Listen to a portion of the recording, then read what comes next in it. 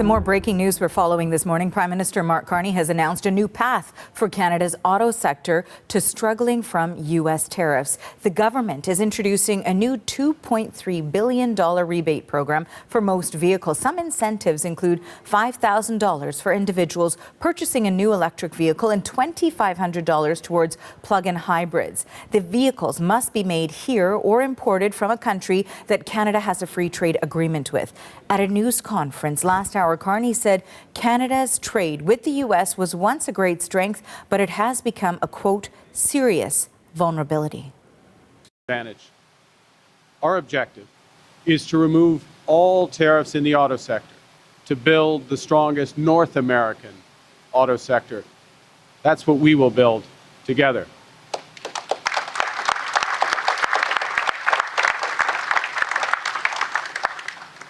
But we recognize that that is not the current objective of the U.S. administration. Their approach has changed, it's their right, so we have to prepare for all possibilities. We must take care of ourselves. So I do want to bring in now the CBC's Janice McGregor. She joins us now live from Ottawa. We know the auto industry had long been calling on some sort of measures to be introduced to contend with those tariffs, and there is a lot to go through here. We know that there have been fears that Canada's auto industry just wasn't competitive enough. A lot of changes from what was previously in place and some new measures too. Please walk us through it, Janice. There's a lot here. Yeah, indeed. And let's start with this trade point, because it really, Mark Carney talks about the rupture with the U.S. Historically, we know how closely the automotive industry was intertwined, integrated with the U.S., harmonizing the standards, and of course, all the parts and vehicles going back and forth. This strategy envisions a world where that might not be the case anymore. But it does so hopefully actually lays out a path to attract investment from countries other than the U.S., or maybe someday to manufacture more in Canada that could be exported to other markets, while still maintaining, as the Prime Minister said, that Canada's first choice is for those CUSMA talks to go well and for that tariff-free market to continue, indeed be restored, because it isn't tariff-free in some respects right now. A couple of key points on the trade stuff. First, a reiteration in this strategy to maintain a 25% tariff, counter tariff really on what's imported from the U.S. Of course, if it is CUSMA compliant, has a lot of North American content in it, it's been exempt from that. But again, the point of restating that is to signal to Washington that if CUSMA goes away, then they are looking at a 25% tariff, and the intention of the Carney government is to have that in place. But secondly, and more interestingly, there is a consultation now that's been launched into having a new scheme of what they call a tradable import credit system. Now, what is this? Not merely sort of a return to the principles of the old Auto Pact that sort of said, look, if you want to sell in Canada, you have to build in Canada, you have to employ people in Canada, and they want sort of an equivalent if you're going to have privileged access to this market. But even a vision for sort of making an incentive to manufacture more in Canada than the Canadian market would be buying, and to sort of monetize those additional manufacturing investments through this new import credit system. Something a bit innovative. It's going to be really interesting to see if this works.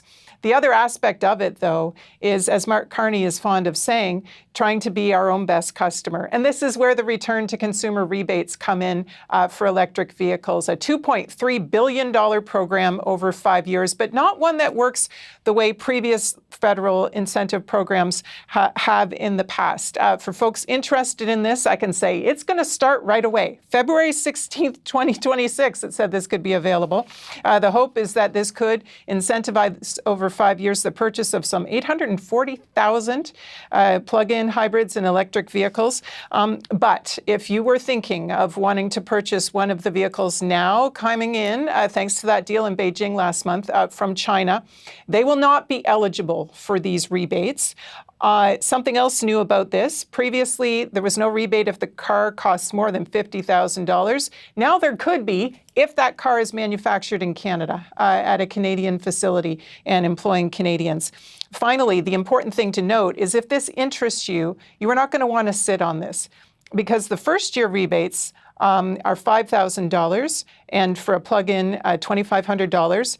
But those are going to taper off in the out years. They aren't always going to be worth as much as they are in the first year. The idea is to incentivize people to make that purchase early, get the environmental benefits quickly, get the economic jumpstart happening fast. But these EVs that are eligible for the program have to come from countries with which Canada has a preferential trade deal. And again, if Trump pulls the plug on CUSMA, that would no longer mean cars made in the U.S. Now, in terms of the reaction we've seen, there has been a lot that has come in so far from Unifor, as well from Ontario's Premier. We know that there had been a lot of discussion surrounding that China EV trade deal as well, to do with Ontario's Premier Doug Ford. What other reaction are we seeing? Yeah, and I have to say the most interesting and nuanced reaction today actually will probably come from the environmental community, because this is a substantial backtracking on climate policy when it comes to the automotive sector. Officials disclosed to reporters today that some of these new aspirational targets they're laying out haven't actually been modeled yet. They do not actually have the published regulations and new standards that they're premising all these strategies on, not ready for publication yet.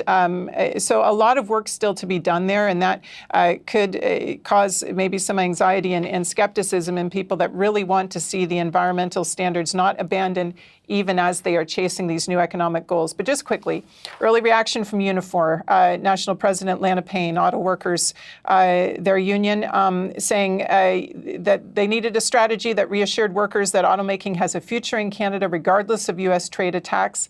And they say that the free ride must end for companies that take from Canada's market and give nothing back. So that's the criteria they're measuring this on. Ontario Premier Doug Ford, no fan of the EV mandate, wanted it gone, got what he wanted today. Sort of the statement from Ford emphasizing, saying they're pleased to see the federal government take that important step, but also calling this a pivotal moment for Canada with the economy and sovereignty under attack. Finally, U.S. Treasury Secretary Scott Bessent, lest we take the eyes off that ball, was asked if he would support lowering U.S. tariffs on Canadian imports to zero, like Mark Carney would prefer to see. He said absolutely not. And that part of the reason why the U.S. has a tariff on Chinese EVs is because they do not want them to come into the market, and they continue to be concerned about Canada's decision to take more Chinese EVs and whether that's a threat. No reading between the lines with that answer. Thanks for this, Janice. That's the CBC's Janice McGregor in Ottawa.